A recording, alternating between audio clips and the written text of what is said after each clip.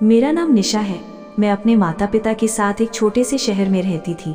हमारा घर शहर से थोड़ा दूर था, इसलिए रात के समय वहाँ बहुत सन्नाटा रहता था। उस रात भी सब कुछ सामान्य था। खाना खाने के बाद मैं अपने कमरे में चली गई। अगले दिन मेरी परीक्षा थी, इसलिए मैं देर तक पढ़ाई करती रही। घड़ी में करीब रात के 12 बजे थे। बाहर तेज हवा चल रही थी और आसमान में काले बादल छाए हुए थे। थोड़ी ही देर में बारिश शुरू हो गई। बारिश की बूंदें खिड़की से टकरा रही थीं। मैं किताब बंद करके सोने की तैयारी करने लगी। अचानक मुझे लगा जैसे घर के बाहर किसी के दौड़ने की आवाज़ आ रही हो। मैंने खिड़की से झांक कर देखा, लेकिन बाहर अंधेरा था। मुझे लगा शायद मेरा वहम होगा। मैं वापस बिस्तर पर लेट गई। करीब 10 मिनट बाद फिर से कोई आवाज़ आई। इस बार आवाज़ मेरी कमरे के बिल्कुल पास से आई थी। मेरा दिल जोर जोर से धड़कने लगा। मैं उठकर बैठ गई और ध्यान से सुनने लगी। तभी मेरे कमरे का दरवाज़ा बहुत धीरे धीरे खुलने लगा। मैं डर के मारे कांपने लगी। मेरे मुंह से आवाज़ तक नहीं निकल रही थी। दरवाज़ा पूरा खुला और एक लड़का कमरे के अंदर आ गया। उसे देखते ही मेरी चीख निकल गई। कौन हो तुम? मैंने डरते हुए पूछा। लड़का जल्दी से बोला, प्लीज़ आवाज़ मत करो, मैं कोई चोर नहीं हूँ, मुझे आपकी मदद चाहिए। मैंने देखा कि उसके कपड़े भीगे हुए थे और उसके हाथ से खून निकल रहा था। वो बहुत घबराया हुआ लग रहा था। तुम मेरे कमरे में कैसे आए? मैंने गुस्से और डर से पूछा। उसने कहा, अगर मैं सच बताऊं तो क्या आप मेरी मदद करेंगी? मैं कुछ समझ नहीं पा रही थी। तभी बाहर से कई लोगों के चिल्लाने की आवाज़ सुनाई दी। उसे ढूंढो, वो यहीं कहीं छिपा है। ये सुनते ही लड़के के चेहरे का रंग उड़ गया। उसने कहा, वे लोग मुझे मार डालेंगे। मैंने उनका कोई नुकसान नहीं किया, लेकिन वे मेरे पीछे पड़े हैं। मैं असमंजस में थी। एक अनजान लड़का आधी रात को मेरे कमरे में घुस आया था और अब मुझसे मदद मांग रहा था। उसी समय बाहर किसी ने हमारे घर का मुख्य दरवाज़ा जोर से खटखटाया। थड़ाम थड़ाम। मेरे माता पिता भी जाग गए। मैं समझ नहीं पा रही थी कि क्या करूं। अगर मैंने इस लड़के की मदद की और वो गलत निकला तो? और अगर वो सच कह रहा था तो? लड़के की आंखों में डर साफ दिखाई दे रहा था। उसने हाथ जोड़कर कहा, बस थोड़ी देर मुझे छिपा लीजिए, उसके बाद मैं यहाँ से चला जाऊंगा। बाहर दरवाज़ा लगातार पीटा जा रहा था। मेरा दिल तेजी से धड़क रहा था। मुझे ऐसा लग रहा था जैसे मैं किसी फिल्म की कहानी में फंस गई हूँ। मैंने एक पल के लिए सोचा और फिर ऐसा फैसला लिया जिसने मेरी पूरी जिंदगी बदल दी। मैंने जल्दी से उस लड़के को अपने कमरे की अलमारी के पीछे छिपा दिया। कुछ ही सेकंड बाद मेरे पापा ने कमरे का दरवाज़ा खोला। निशा, बाहर कुछ लोग किसी लड़के को ढूंढ रहे हैं, पापा ने कहा। मेरा दिल इतनी तेज़ी से धड़क रहा था कि मुझे लगा सब सुन लेंगे। मैंने खुद को संभालते हुए कहा, मुझे तो कुछ नहीं पता पापा। पापा बाहर चले गए। मैं खिड़की से देखने लगी। बाहर 4-5 आदमी खड़े थे। उनके हाथों में डंडे थे और वे बहुत गुस्से में दिखाई दे रहे थे। कुछ देर बाद वे लोग वहाँ से चले गए। मैंने राहत की सांस ली और अलमारी के पीछे छिपे लड़के को बाहर आने के लिए कहा। वो धीरे धीरे बाहर आया।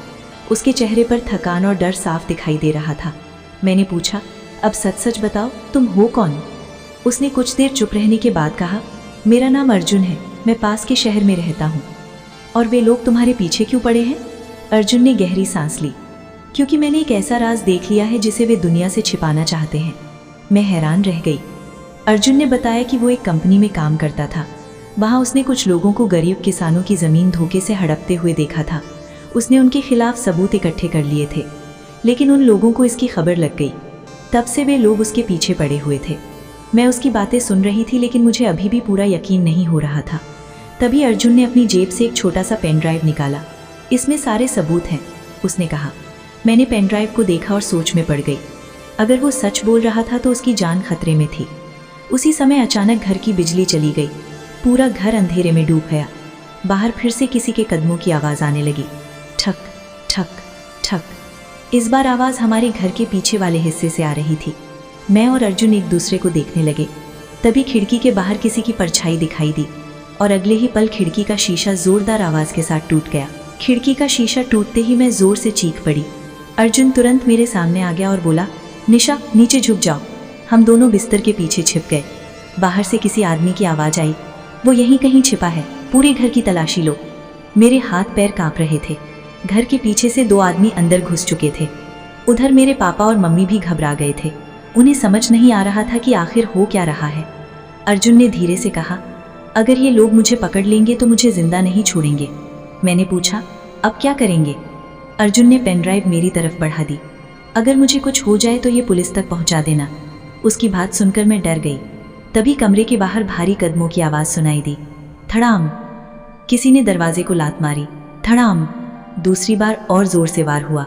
दरवाज़ा टूटने ही वाला था। अर्जुन ने जल्दी से कमरे की दूसरी खिड़की खोली। मुझे यहाँ से निकलना होगा, उसने कहा। मैंने उसका हाथ पकड़ लिया। नहीं, बाहर भी वे लोग हैं। लेकिन तब तक देर हो चुकी थी। दरवाज़ा टूटकर गिर गया। 3 आदमी कमरे के अंदर घुस आए।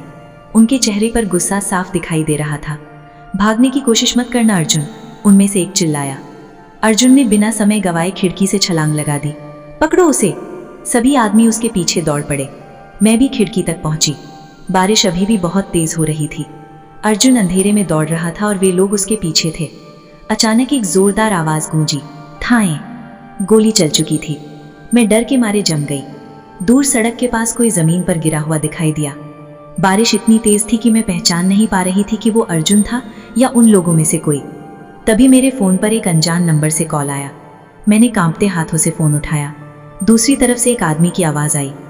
अगर अर्जुन की जान बचानी है तो तुरंत पुराने गोदाम पहुंचो और किसी को मत बताना। कॉल कट गई। मैं हैरान थी। आखिर वो आदमी कौन था और उसे मेरे नंबर के बारे में कैसे पता था? फोन कटते ही मैं कुछ सेकंड तक वहीं खड़ी रह गई। बारिश लगातार हो रही थी और मेरा दिमाग काम नहीं कर रहा था। अर्जुन जिंदा था या नहीं? गोली किसे लगी थी? और वो अनजान आदमी कौन था जिसने मुझे पुराने गोदाम बुलाया था? मैंने जल्दी से अपनी जैकेट पहनी और चुपचाप घर से निकल गई। रात के करीब 1:30 बजे थे। सड़कें सुनसान थीं। पुराना गोदाम शहर के बाहर एक वीरान इलाके में था। लोग कहते थे कि कई साल पहले वहाँ एक बड़ी फैक्ट्री हुआ करती थी, लेकिन किसी हादसे के बाद उसे बंद कर दिया गया था। करीब 20 मिनट बाद मैं वहाँ पहुँच गई।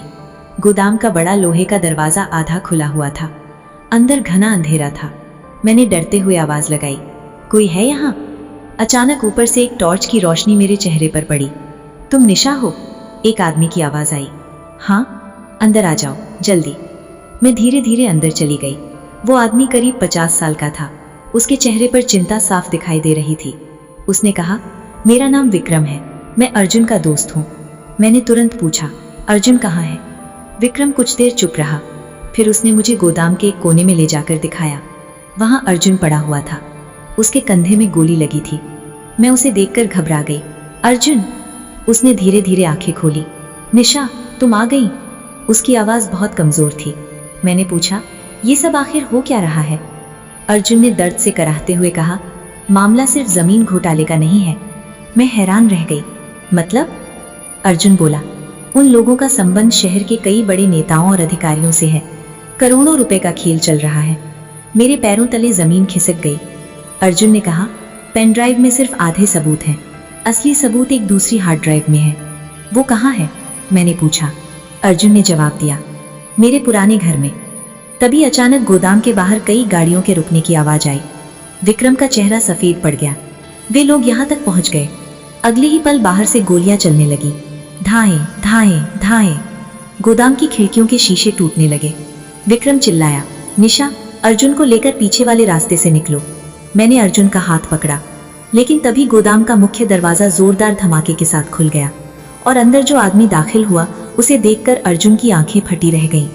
वो कोई दुश्मन नहीं था, वो अर्जुन का बड़ा भाई था और उसके हाथ में बंदूक थी।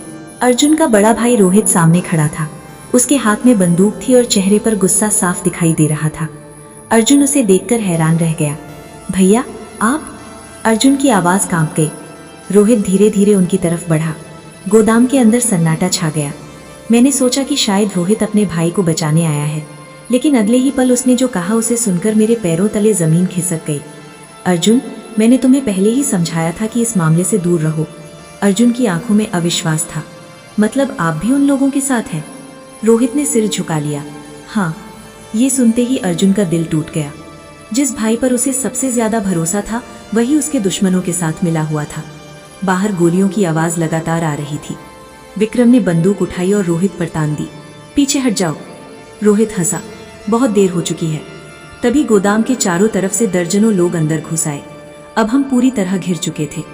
उनका सरगना भी अंदर आया। उसका नाम महेश चौधरी था। वो शहर का बहुत बड़ा और प्रभावशाली आदमी था। महेश मुस्कुराते हुए अर्जुन के सामने आकर खड़ा हो गया। तुमने बहुत परेशानी खड़ी कर दी है, अर्जुन ने गुस्से में कहा। सच्चाई एक दिन सबके सामने आएगी। महेश हंस पड़ा। सच्चाई? इस दुनिया में वही सच होता है जिसके पास ताकत होती है। फिर उसकी नज़र मुझ पर पड़ी। और ये लड़की कौन है? अर्जुन तुरंत मेरे सामने खड़ा हो गया। इसका इस मामले से कोई लेना देना नहीं है। महेश ने अपने आदमियों को इशारा किया। 2 आदमी मेरी तरफ बढ़ने लगे। तभी अचानक गोदाम के बाहर से सायरन की आवाज़ गूंज उठी। पी पों पी पों। पूरा गोदाम हिल गया। महेश के चेहरे का रंग उड़ गया। पुलिस यहाँ कैसे पहुंच गई? मैंने मुस्कुराकर कहा, क्योंकि मैंने आते ही लोकेशन अपने पापा और पुलिस को भेज दी थी। महेश गुस्से से चीख उठा। बाहर से पुलिस की टीम गोदाम को चारों तरफ से घेर चुकी थी। लेकिन तभी महेश ने एक खतरनाक कदम उठाया। उसने अपनी पिस्तौल निकाली और सीधे अर्जुन के सिर पर तान दी। अगर कोई अंदर आया तो सबसे पहले अर्जुन मरेगा। गोदाम के अंदर फिर से खामोशी छा गई। पुलिस बाहर थी, दुश्मन अंदर थे, और अर्जुन की जिंदगी अब सिर्फ कुछ सेकंड